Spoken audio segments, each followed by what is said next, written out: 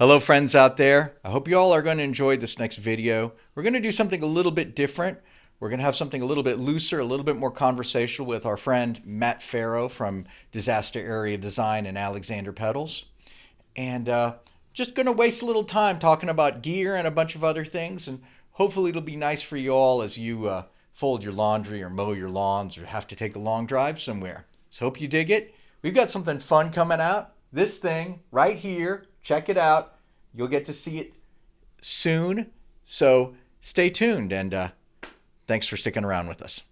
Get on that mailing list and find out about this. See ya. Hello, friends. We did Alpha Gain 2 Full Throttle with our friends from Alexander Pedals. This is Matt Farrow from Alexander Pedals and Disaster Area Design. And we're going to have a fun little conversation with some index cards here and let's have a fun chat. Why don't we? We're going to pass a little time. We're going to keep that thing shiny as we're here because it's gorgeous. Going to adjust this to the correct position. Yes, the proper, as defined by you with the design program while we were eating cannolis. Yeah, we designed this after NAMM, hanging out with our friends, and it started as a joke, but they're going out like that. So yeah, it's too late now. Too late now. So I'm going to grab an index card and with a question from from the internet, and let's see what they said. All right, first question is, how many dirt pedals are too many for one pedal board? I hand it over to you, and let's see what you think. this is really, really context sensitive. Yeah. If I'm playing jazz, 2 is probably too many. If I'm playing stoner doom metal, there's no upper limit to how many would be appropriate. Right. It's only limited by your board space and what your other bandmates are willing to tolerate. Right. So I have one on my board, but it has presets and MIDI, and so it's really That's not really just one pedal. 16,000. Yeah, that's like, But that's like 128 minimum, right? yeah, easily. Yeah. 16 presets, but yeah. So I have one on my board. I have one on my bass board and one on my guitar board. Yeah. I'm a creature of habit and constraints because I had somebody build me a custom board like years ago. Like I want to say it was like the late 90s. This wild man had built custom pedal boards. And it was funny when I saw people arguing about who did these first, like the suitcase style boards. Cause I was like, dude, I had this in like 1997. Like, Sure. it's the suitcase style. He had built them for some different people. And Yeah, I made one on my own like that. yeah, it's like the angle and stuff, and it closes up with the road cases. Yeah. With the latch. The butterfly latches. Yeah.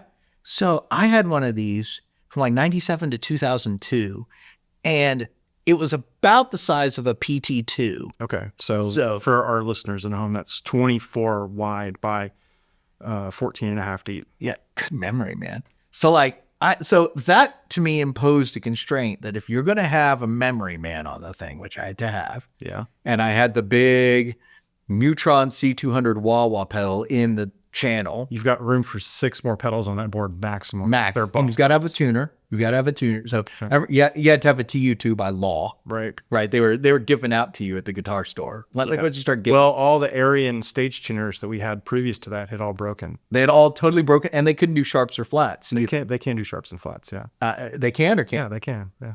Oh, no, the early Arian ones did. They have an extra light on there. A little dot for it. Mine didn't for some reason. But basically, the plastic Arians were broken. Yep. So everyone had TU2s, or you had a TU12 and you ran a volume pedal with the tuner out. And that was also a possibility. Yeah. I had one for my steel guitar because I needed the needle. Yeah. To be able to sweeten the tuning. Yeah. But so I had to always choose 2 Okay. and it would generally be something like Tube Screamer and Rad, or SD1 and Tube King or something. That begs the question, do you run the dirtier one before the cleaner one, or the cleaner one before the dirtier one? Good question. So we'll come back to that because it might be on one of these cards. It might be on one of these cards. The second card here. But my general rule is for a rock and roll show, so that you focus on the audience and you focus on the performance, you probably don't want more than 3. Yeah, I would say 1 for your mostly on dirty tone, for your rhythm tone, and then 1 to boost your leads, which you can also use to boost your cleaner sound for 2 gets you 4 levels of gain. Yeah.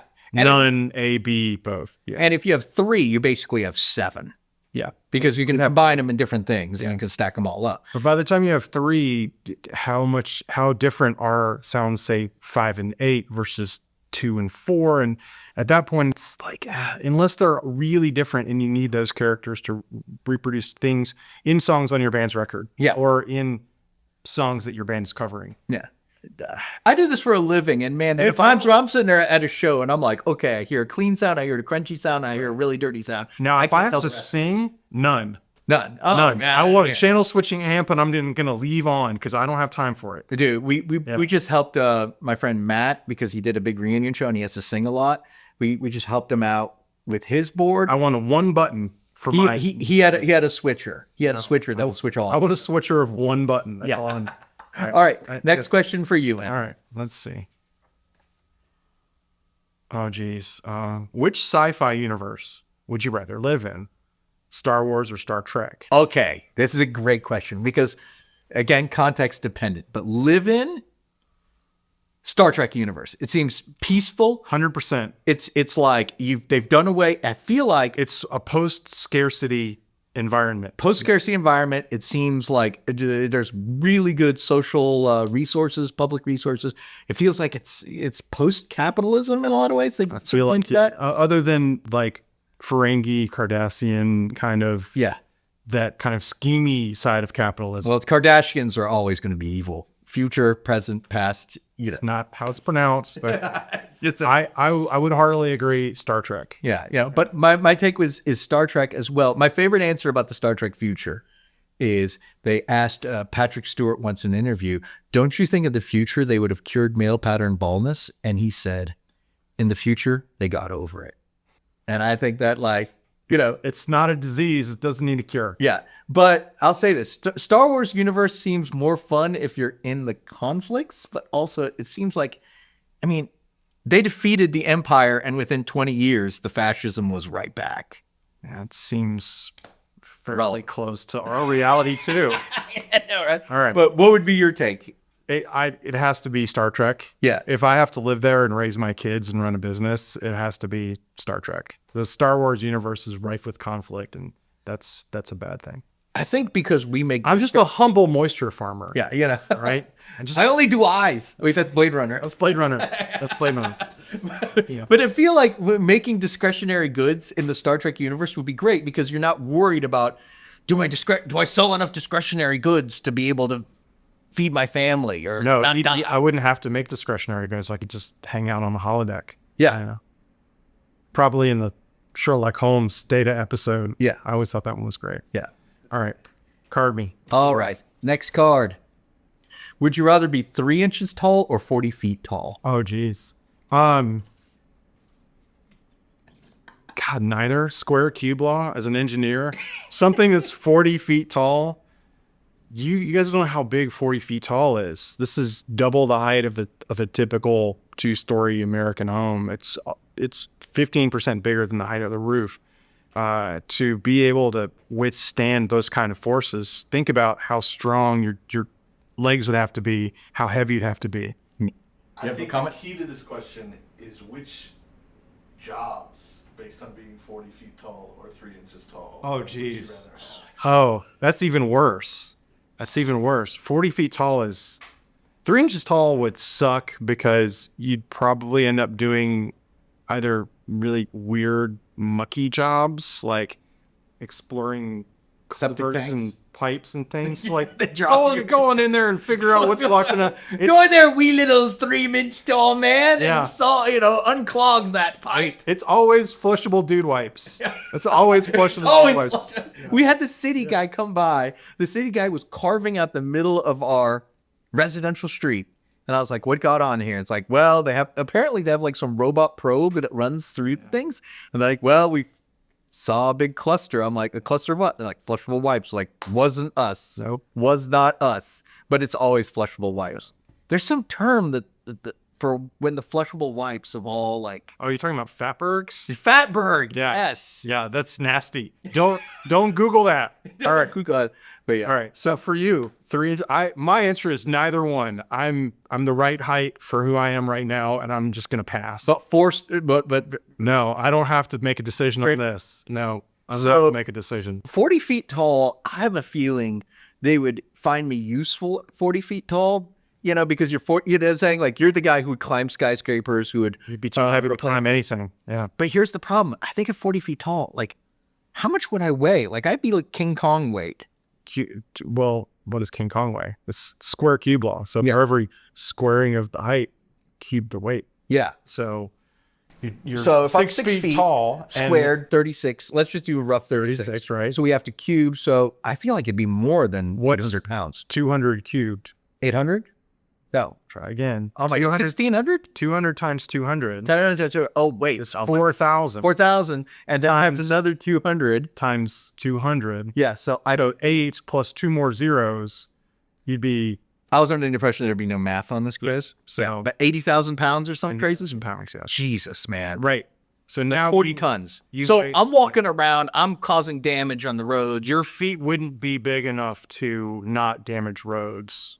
Like I'm basically Trump's military parade. No, you're basically like an airplane landing on a runway that's not weight rated. Yeah. Because it's pounds per square inch. So your feet would have to be at 40 feet tall. That's we just say 3 times your normal height. Yeah. Or no, 5 times your normal height.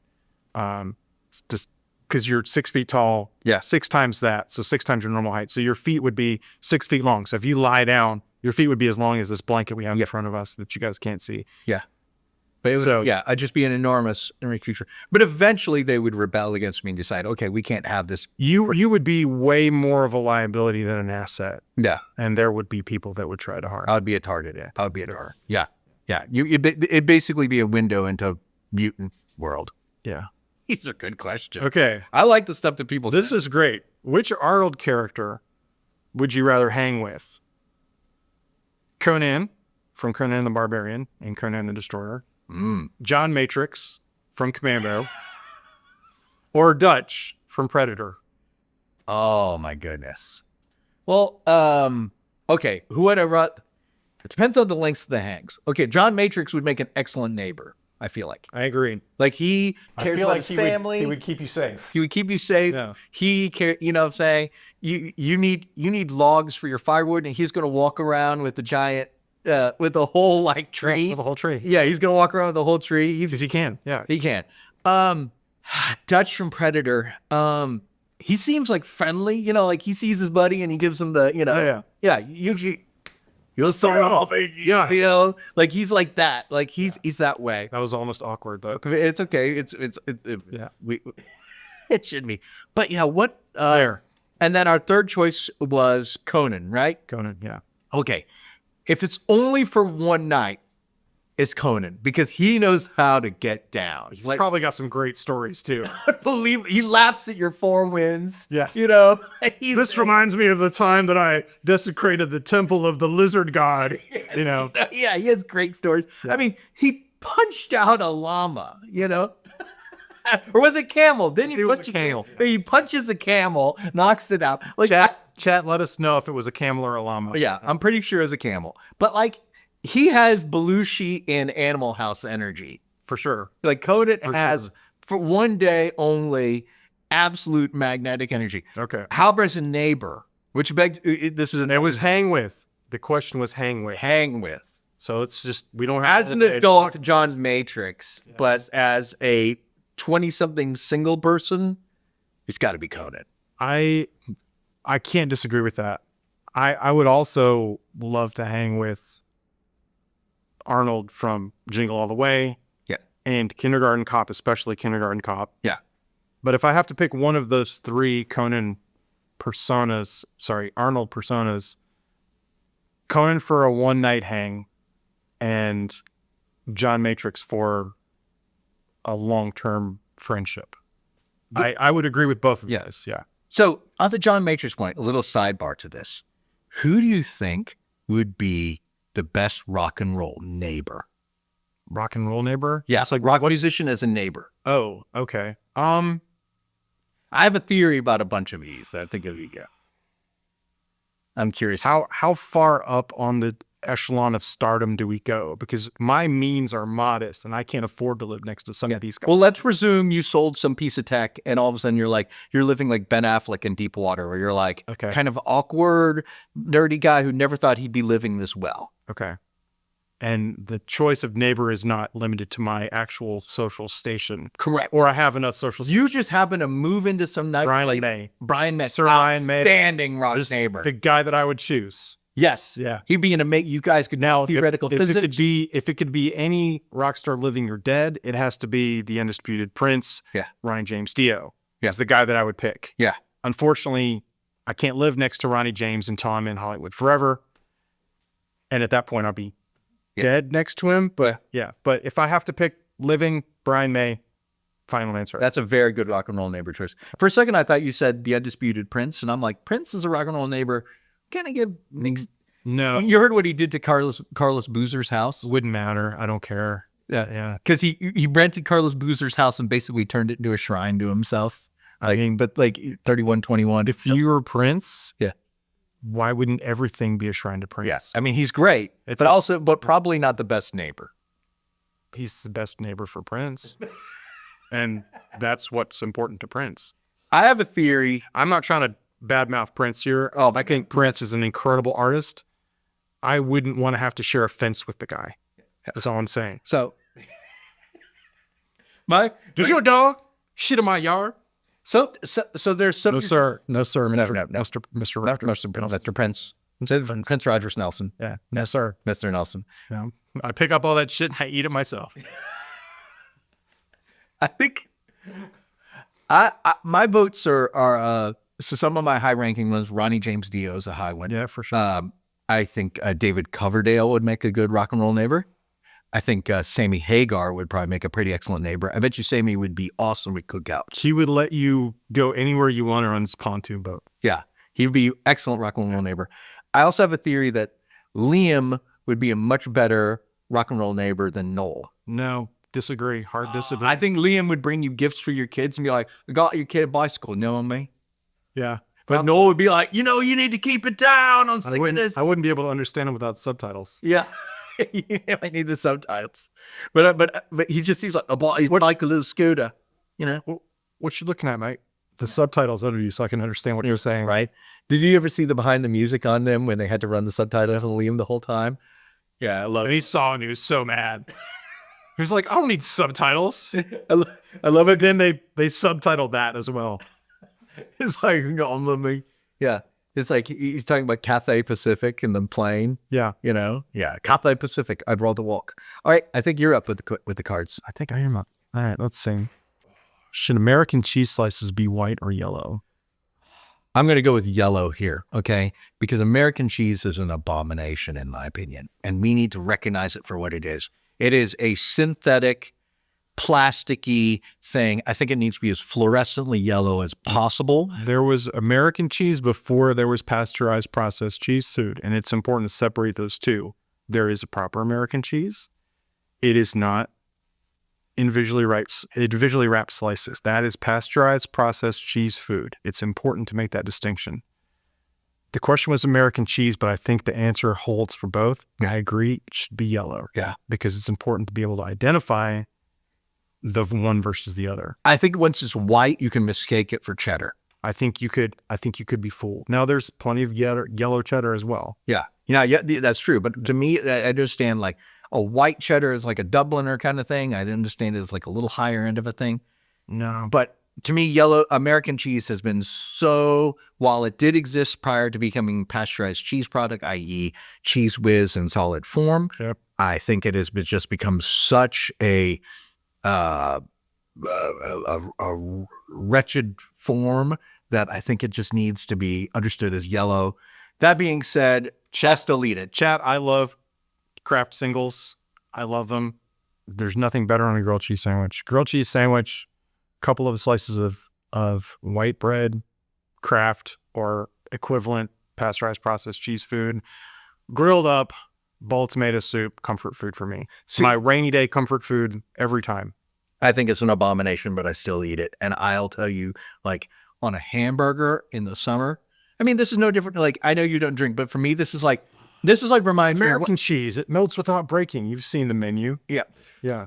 I'm just going to say this, that like, because it reminds me, I do not like light, like your Bud Light, Coors Light. I know you don't drink, but I do not like these Bud Light, Coors Light beers. Okay. But when I was tailgating for Iron Maiden outside of the But amphitheater in Charlotte, on ice, some early one, isn't that great? it was fantastic. Yeah, it's It's again context dependent. I don't like brown soda, but if someone offers me a very cold one and that's my option, that can be a delight. Yeah, yeah. So like, would I normally choose a Newcastle or some ale over these, or some nice lager over these things? Probably, but when it was 98 degrees and people were tailgating, throwing a football around before going to see Iron Maiden and Alice Cooper at the Verizon Wireless Amphitheater. Is it still called that? I think it was the Verizon one when I was there, but it might be something else now. But yeah, that was exactly what I needed. Chat, any port in a storm. Any port in a storm. Yeah, yeah. But if I'm starving to death, I don't care what cheese it is. Yeah. Yeah. Yeah. But I can see your point about the grilled cheese. This was going to be good. This is going to be good. Why is MIDI so bad? It's not. It's not. Your failure to understand MIDI is not a failure of MIDI. That's it. Just remember, the people that can't understand MIDI don't know how to work their phones or computers either, so it's okay. I can work my phone. Can you? Yeah. Really? Yeah. I know how to turn the Bluetooth off and on and off. And, you know. Says the guy that left the flashlight on his phone on for 2 hours at NAMM one here. Yellow light coming out of his pocket. Yo, Philippe, I'm busy. Okay. All right. Listen, I needed that flashlight to find a dangling Your preamp ass tube with in the both back, hands. of the tube, back of the amp.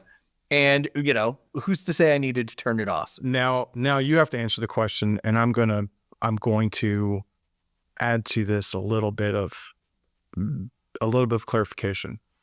Why is MIDI so bad? And is MIDI bad a function of MIDI itself or the idea of MIDI, or is it a function of the devices we associate with bad MIDI being tied to a particular time period or a mode of thinking? Good question. That's a very good question. So, in my opinion, MIDI is bad for several reasons. One is the devices that you were thinking about associating it with were devices that did not necessarily sound very good. That is something that it is an associative thing where we all saw this thing went, oh, MIDI, there we go. The Juno 106 is a piece of crap, right? I'm just saying that there's a lot of stuff that guitar players got introduced MIDI via. That was very substandard. Is the Juno 106 a cool device? Absolutely, it's a cool device. I still kick myself for the fact I had a chance to buy one for $250 once and I didn't do it. Yeah, but here's my big thing with MIDI and why I think it's a problem. Because I think it opens up guitar players to a big problem of the paradox of choice. Because what happens is you need to be creating, you need to be writing, you need to be performing, you need to be doing these things. And there's so much documented evidence that once you give people that many options, their satisfaction with whatever option they choose will inevitably decline. And so you have so many options presented to them via MIDI, via devices with hundreds of presets, via devices with hundreds of different options, that then they are no longer actually creating with these devices. They are now menu scrolling, or they are digit scrolling, all these things. But the third reason I'd say why MIDI, and I'm not necessarily saying it's bad, but why it is dissatisfying for me or dissatisfying for a lot of players, was something that hit me recently when I saw someone talk about this with the show Andor. Andor was the first Star Wars show since the originals that really captured how much people liked all those tactile switches. And people talked about scenes in Andor. There are regular scenes in Andor where someone turns something on and they're flipping switches and they're grabbing things and turning knobs and doing stuff. And I think there is a generational technology thing. A lot of guitar players you and I have grown up around have been very into a mechanized, physical, tactile relationship with how they interact with tone. Absolutely. And so Andor is striking its chord for people because here they're showing the Star Wars universe and everybody has to flip a bunch of switches. That to me is funny to me because it's something I agree with, I identify with. And as you see, there's lots of knobs here and all this stuff. But it's also funny to me because that's something that Top Gun Maverick flips on its head. Have you seen Top Gun Maverick? I haven't.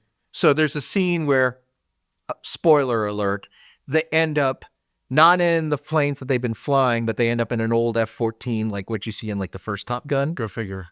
And all of a sudden, Miles Teller's character is in the Goose navigator spot. Right. He's like, what on earth? Because literally it's just, it is nothing. It is like 40 Chase Bliss pedals. Yeah. He's surrounded by, and he's like, what am I supposed to do? Right. You know, because they're like, oh, look for the radio thing.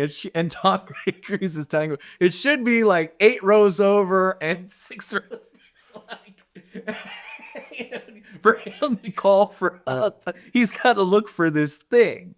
And I think it's funny that that this thing that we so associate with like I call it our childhood's vision of the future, which is tactile. It's hyper analog. We didn't know that touch screens were going to be what they are. Yeah. We didn't know. Yeah. Even though Star Trek Next Generation, throwback to question 2. Yeah. Very much was the touchscreen paradigm where every control surface is a flat glass touch because they're a lot cheaper to build on a set. Yeah. But they also sort of suck. Like you've ridden in a Tesla, right? Yeah. Like, I mean, my Subaru has most of its controls on a touchscreen and I hate it. And it's mostly unsatisfying because you need to look at the switch to be able to control it. If you've played a guitar, that one of your guitars for any length of time, you don't really have to look at it to know where we're like if you guys close your eyes and hold your hands out and you're playing a Stratocaster, you know where the volume knob is, right? It's just below the bridge pickup. You know where the toggle is. You can flip it with one hand. Yeah. You know where the whammy bar is. You reach your hand back and you can grab it. And you don't need to look down at your guitar to make those decisions once you're familiar with it. Yeah. Like close your eyes. You're playing a Les Paul. Where's the toggle? Oh, it's right up here. Yeah, it's right up there, right? Like literally, it's like Where's the bridge volume knob? bridge volume knob down here. Yeah, exactly. Like literally, it's like Yeah. bridge volume knob is like me trying to get something out of my pocket. Yep. Toggle is me towards like my shoulder. Yeah, seatbelt kind of, yeah. Seatbelt thing. Yeah. Like you just do. Yep. Yeah. It is one of those things where you don't even think about. Yeah. Because I was thinking, but I had to drive a Polestar around. And let me tell you, I had a hard time. Like, oh, I've got to change the temperature here. Let me menu dive. Right. Yeah, it's terrible. All right, we're going to go to a rapid fire round because I've got to take this man out to lunch. I'm very hungry. Let's roll. What is the best 80s action movie?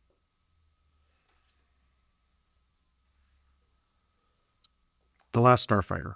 That's a good choice, man. That's a standing choice. All right. Really underrated. Okay.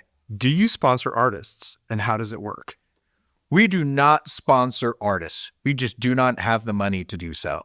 I mean, that's the truth of it. I mean, my historical understanding of sponsoring artists is that artists actually endorse products, not the other way around. And secondly, just small makers. I mean, I don't think even in their early days for a long time, Mesa Boogie couldn't endorse anybody because it was just not in the budget. They didn't have any amps that didn't have orders for them. Yeah. Yeah. They just absolutely didn't. All right. What is Alpha Gain 2? Alpha Gain 2 is it's a truck stop boner pill and a pedal. Yeah. Oh my God. That's great. There you go. All right. Next. All right. Do you ever plan to do pedals in a smaller or mini format? Yes. You know why? Because I never wanted to be that guy who makes trucks, who had customers say, "Hey, this is great, but can you make it an extended cab so my family can sit?" And I go, "No, that violates the idea of a truck." You know, I never wanted to be that way. I'd be like, Ben's over here checking the levels to make sure that Philippe's yelling his emphatic point emphasis. it's just one of those funny artistic things. Like, is this where you're gonna like fight for your credibility? Is not to make a small foot pedal. We use this one with me Okay, here I'll trade. because I want to answer that one. Okay, all right, Oh, this is good. Okay. all right. Fuck, marry, kill. Rush, yes, or King Crimson. I can't. I love them all. I love them all. I love them all. I'm a sucker for anything with a Roger Dean album cover, period. Shout out to Roger Dean, who also designed the logo for the best video game ever made, Tetris. Yeah. If I had to rank them in order of what would I rather listen to, it goes Crimson, Rush, yes. If I have to rank them in order of but they're all so close. Like Rick Beato says, they could all be first place. Yeah. I would go. I would marry Rush, fuck with King Crimson, kill yes. As much as I love 90125, because damn, I could listen to 9. Rama, dude. The one with the buggles? Dude, It's yeah. bonkers. Yeah. It's so good. It's just one of those things as well. Yes, and King Crimson also have such varied output. I mean, like, I was listening to a King Crimson record that was basically almost like a funk jazz record. Yes. And there's such a different, Probably Lark's Tongues and Aspic. or there was, I'm blanking on the name of it now. All of a sudden, like, just, it'll hit me later, but it was embarrassing. Like, it's just, King Crimson and Yes are so varied in their output, but I would probably have to kill Yes because there's just a lot of Yes that just doesn't do. Topographic Oceans, I think, would merit that. Yeah. But yeah. All right. Your question. Why do I find myself really digging cheesy jazz fusion the older I get?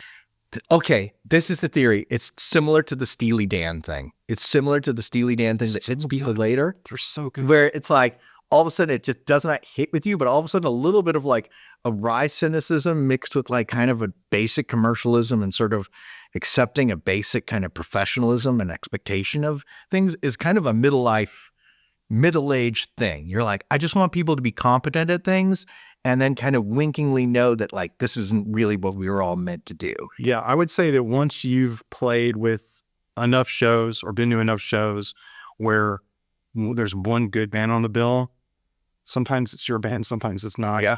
And there's two other bands who are, shall we say, less than good. You're like, wouldn't it be nice if everyone could just play their instruments? Wouldn't it be nice if everyone could just play a little bit better? Right? Right? Yeah. And when you listen to like Cassiopeia, you're like, wow, these guys can all really, really play. These guys can absolutely shred. And they're playing this. Yeah. For me, it's like the 70s stuff, like Billy Cobham and stuff like that, where you're Bob just like, James, dude. Some of that stuff was amazing. oh my God. And they're so like out there. And my wife puts this on and she's like, are you listening to like vintage porno music? It can hit like this. It can hit like this. You know? All right. All right. Last question for you. Pimento cheese. Why? What am I missing? I think that it is an acquired taste, and I think that there are so many bad versions of it. It's easy to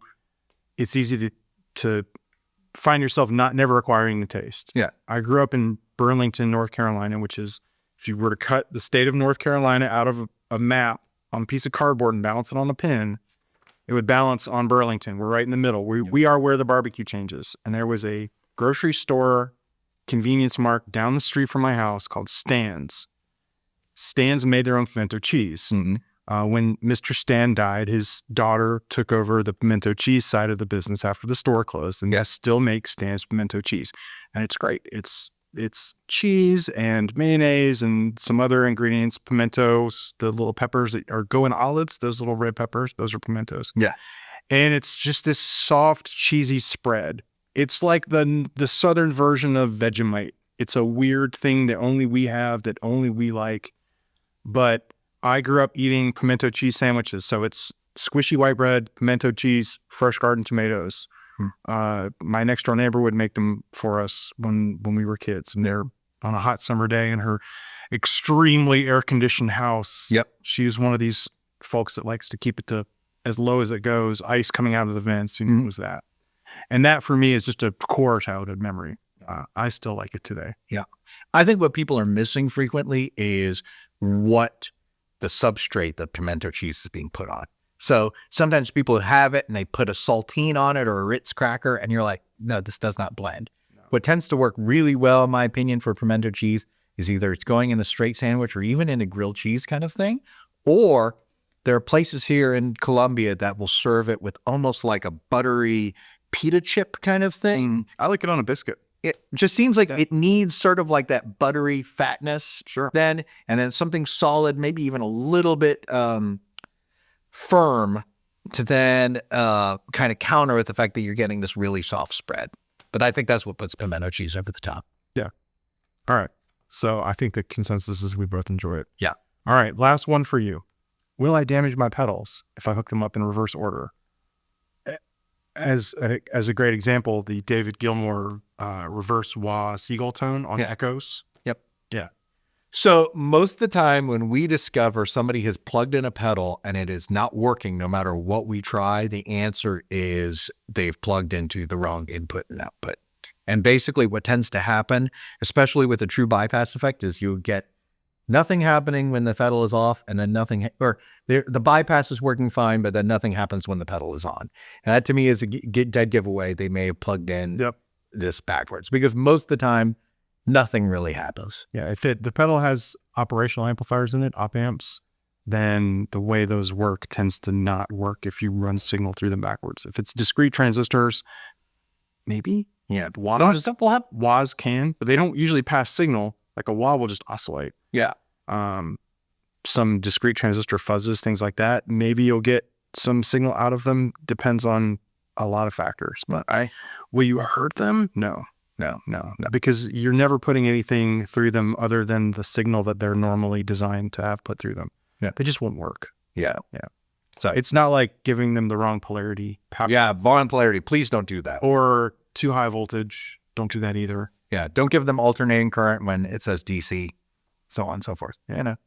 Can I just add something else in here when we're talking about things not to do with your pedals? Yes, absolutely. This is a plea to all the people out there who are pedal enjoyers. Don't cheap out on your power supply. Do not cheap out on your power supply. My rule of thumb is that your power supply should cost about what one pedal on your pedal board costs. If you have a pedal board full of $49 mini pedals from the big market website out there, and you want to use a $49 pedal power supply, go for it. Yeah. It's not going to make things worse, and it probably won't make them better.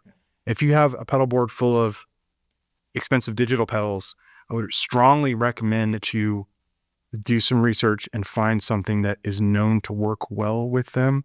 Something made by a name brand, not with a ton of consonants in it. Again, not a daisy chain in a box from that shopping website. Look for something that costs about what one of your pedals costs. If you have a whole board of $200 pedals, a $200 power supply is probably about where you want to get. That's my rule of thumb. No daisy chains. Don't do it.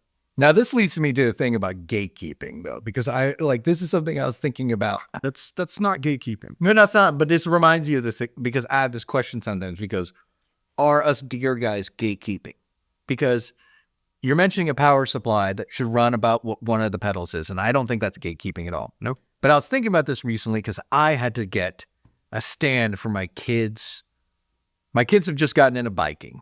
Okay, they're 10 and 8, and they're all of a sudden riding their bikes everywhere. Baby's first Harley. It's great. Yeah. But let me tell you, I was trying to buy a bike rack that I could mount onto my car. Okay.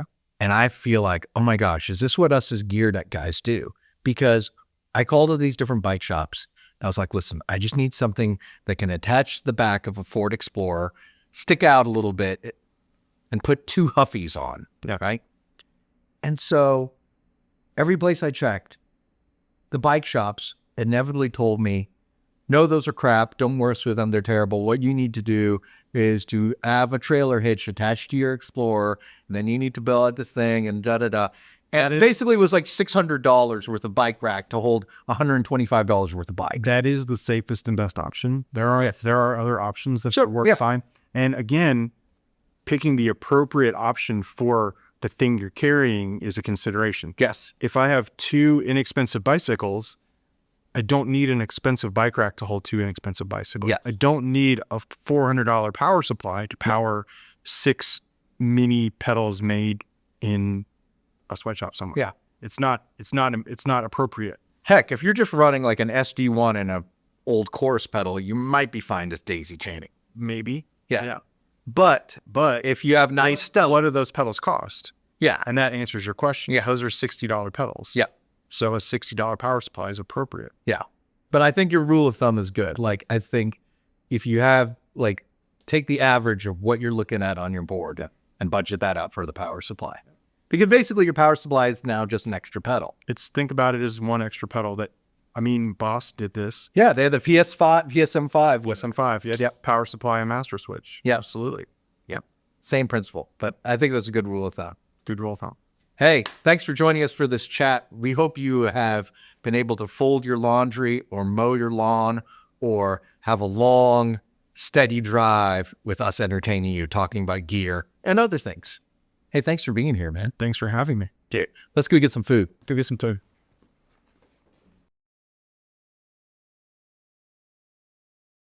Thank you. You pocketed it. If only I could get Josh Homey to admit to the story Joe Barisi told me